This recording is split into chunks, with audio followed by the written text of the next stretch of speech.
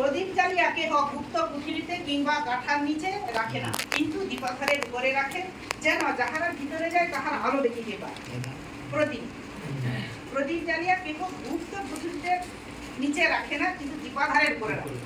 তাহলে জগতে যখন আমরা প্রদীপ জ্বালি, সেটা যখন আগেকার তো কারেন্ট ছিল নি, সেই পিতলের ল্যাম্প ফেনা টেনা চৌকর কত রকমের কেরোসিন তেল দিয়ে কত রকমের বাতি জ্বালানো হবে। আর সেগুলো কি না পিতলের বড় বড়, তার উপরে রেখে অনেকটা জায়গা আলোকিত করতো। এইবার সেটা হচ্ছে জগতে দীপাধার।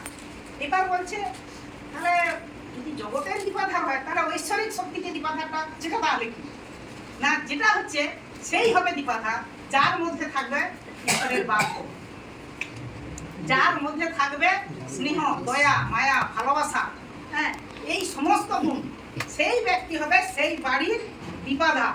কারণ তার মধ্যে যে আলো আছে, প্রদীপ অর্থাৎ বাক্য, তার দ্বারা কি না পুরো সংসার আলোকিত হচ্ছে।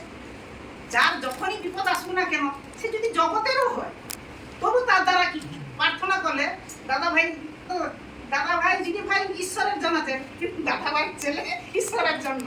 তবে কি প্রার্থনা করলে সে যখন সমস্যায় পড়ে, তাহলে দাদা ভাই দিদি ভাই প্রার্থনা করলে কিছু উপকার হয়নি? তাহলে এটা হচ্ছে দাদা ভাই তার বাড়ির দীপাধার, উজ্জ্বল দীপাধার। তিনি আলো দিচ্ছে পুরো বাড়িটাকে, এবং তার কাছে যে আসছে সেও আলোকিত হয়ে যাচ্ছে। অর্থাৎ সে তার বাক্যের দ্বারা কি অন্যজনকে আলোকিত করতেছে। তাহলে সেটা হচ্ছে জগতের দীপাধার। আর পরমেশ্বর পিতার এই যে দীপাধার, সেটা হচ্ছে আমরা প্রত্যেকের বাড়ির এক একজন করে দীপাধার।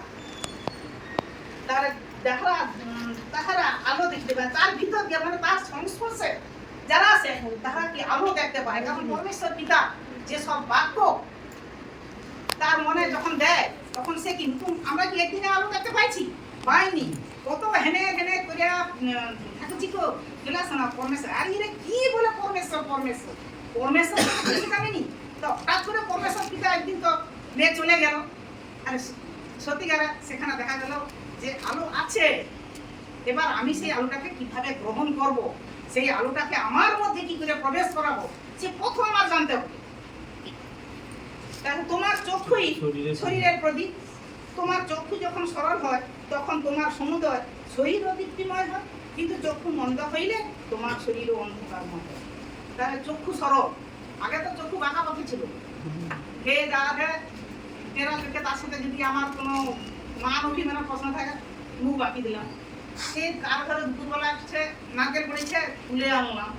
এইটা হচ্ছে চক্ষু, মানে জগতের চক্ষু, মানে সরল চক্ষু, মানে চক্ষুই হলো শরীরের প্রদীপ। তোমার চক্ষু যখন সরল থাকে, সরল মানে এখন চক্ষু আমাদের সরল, অর্থাৎ কোনো কারোর জিনিস পড়ে থাকলে আমরা নেই নি, যদিও নেই তুলিয়া তার প্রাচীরের মধ্যে ফেলে দিই। হ্যাঁ, এটা হচ্ছে সরল চক্ষু। তখন তোমার শরীরও দীপ্তিময় হবে। দেখো এখন যে চক্ষুটাকে আমরা সরল করছি, আমাদের মনটা কি ভালো নেই? মনটাও ভালো আছে। আরে মনটাও ভালো হওয়ার জন্যই তো চোখটাও সরল হচ্ছে। কি সেই বাক্যটা আমার মধ্যে আছে বলেই তো আমার চোখটা সরল হচ্ছে। যখন অন্ধকারে ছিলাম তখন কি চোখটা সরল? ওই চোখটা সবসময় বাঁকা বসে, লোক গেলে মুখ বাঁকা পা। এই যে নানা রকম জগতের ক্রিয়াকলাপ, সেইগুলা হচ্ছে কি, ওগুলা হচ্ছে চক্ষুর, মানে একটা হচ্ছে অন্ধকার আর একটা হচ্ছে প্রদীপ। তোমার চক্ষু যখন সরল হয়, তখন তোমার সমুদয় শরীর, এবার এখন আমাদের কি চক্ষুটা আমাদের সরল হচ্ছে, আর শরীরও কি আগে থেকে অনেক সুন্দর হচ্ছে। মানে বাহ্যিক সুন্দর নয়, আন্তরিক সুন্দর, আত্মা। অতএব দেখিও তোমার অন্তরে যে দীপ্তি আছে, তাহা অন্ধকার নয়। এবার দেখো, আমাকে নিজেকেই বড় করতে হবে। আমি তো রান্নাটা করছি, সেটা কতটা নুন দিচ্ছে আমি জানি, হ্যাঁ, কত কেমন হবে। সেই বলছে যে তোমার যে অন্তরটা, তোমার অন্তরটা কি করবে তুমি দেখো, তোমার অন্তরের মধ্যে কি আছে, যেখানে বিষ না অমৃত, মানে আমি কি রূপে চলিতেছি, সেটা আগে চিন্তা করছে আর কি। বাস্তবিক তোমরা সমুদয় শরীর যদি দীপ্তিময় হয়, কোনো অংশ অন্ধকার না থাকে, তবে প্রদীপ যেমন নিজ তেজে তোমাকে দীপ্তিদান করে, তেমনি তোমার শরীর সম্পূর্ণরূপে দীপ্তিময় হবে। বাস্তবিক তোমার সমুদয় শরীর যদি দীপ্তিময় হয়, আমার শরীরে যদি মধ্যে কোনো রাগ, আড়ি, হিংসা, বিদ্বেষ যদি না থাকে, হ্যাঁ, আমার শরীরটা যদি অন্ধকার না